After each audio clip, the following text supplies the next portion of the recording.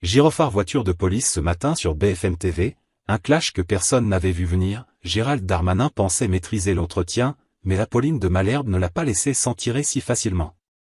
Dans un échange tendu, elle le pousse dans ses retranchements sur la sécurité, les violences urbaines et les responsabilités politiques. Une séquence qui en dit long sur l'état du débat en France, signe de tension.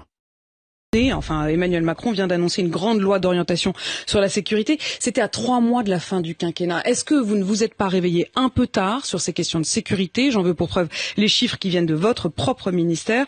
Les hausses de la violence, des atteintes aux personnes, homicides en hausse, coups et blessures volontaires en très nette hausse, violences sexuelles notamment en hausse, tellement en hausse qu'on parle même d'explosion en l'occurrence. J'ai regardé votre logo, je pensais qu'on était sur CNews, mais en fait, on est bien sur BFM. Et je vois pas le rapport. Vous ne dites pas non plus. Enfin, Emmanuel Macron vient d'annoncer une grande loi d'orientation sur la sécurité. C'était à 3 mois de la fin du quinquennat. Est-ce que vous ne vous êtes pas réveillé un peu tard sur ces questions de sécurité? J'en veux pour preuve les chiffres qui viennent de votre propre ministère.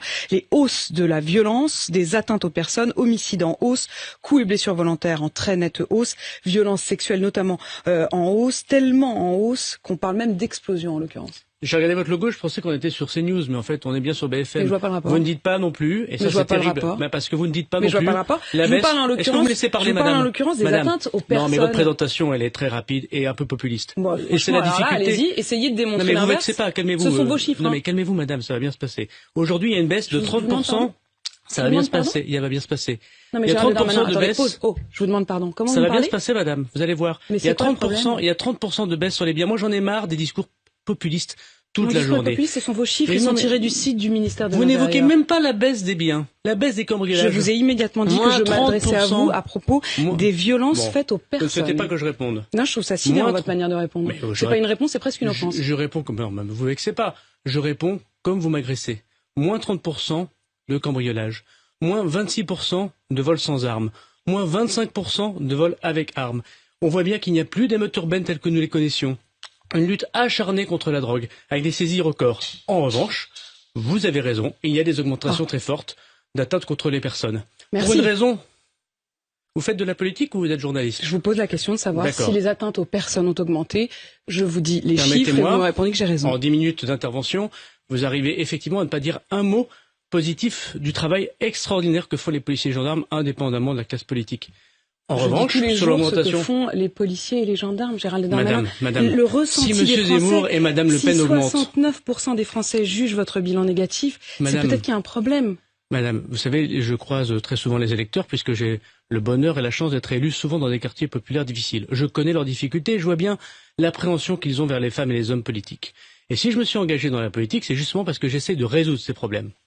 On n'y arrive pas toujours, mais j'essaie de les résoudre. Ce qui est sûr, c'est que dans l'augmentation générale et continue des populistes depuis de très nombreuses années, une partie des médias en sont responsables, notamment par la présentation parfois fallacieuse, comme vous l'avez fait, et je le pense profondément, des chiffres de la délinquance. Il y a effectivement une augmentation des violences aux personnes, mais il y a surtout aussi des actes terroristes qui sont en diminution et une baisse profonde des atteintes aux biens. Et vous avez pu l'exprimer ce matin, Gérald Darmanin. Heureusement que j'ai pu ouvrir mon clapet, parce que sinon vous m'auriez... Mais c'est pour ça que je vous ai invité, figurez-vous, Gérald Darmanin. Quelle agressivité, c'est vraiment. Non, je trouve ça incroyable. Je trouve ça incroyable votre façon de faire. C'est très difficile. Franchement, c'est très difficile de travailler ainsi. Non, c'est très difficile. Je comprends bien d'être ministre de l'Intérieur quand 69% des Français jugent votre bilan négatif. Ça, je comprends que ce soit difficile. Non, mais j'entends bien. Vous savez, les critiques, j'y suis très habitué et c'est le rôle normal du ministre et singulièrement du ministre de l'Intérieur. Mais ce qu'il faut dire quand on dit la vérité, on ne la chante pas à moitié, comme disait Jean Ferrat. Alors, qui a eu raison selon vous? Le ministre de l'Intérieur ou la journaliste? Ce genre de séquence fait bouger les lignes. Et il est temps que les Français ouvrent les yeux sur ce qu'on nous sert comme discours officiel. Bulle, dites-nous en commentaire ce que vous en pensez, on veut vraiment connaître votre avis. Cœur rouge, likez la vidéo si vous trouvez que ce genre d'échange est essentiel à la démocratie. Bouton répéter et surtout partagez cette vidéo avec vos amis qui s'intéressent à la politique, qu'ils soient de gauche, de droite ou abstentionnistes, ils méritent de voir ça.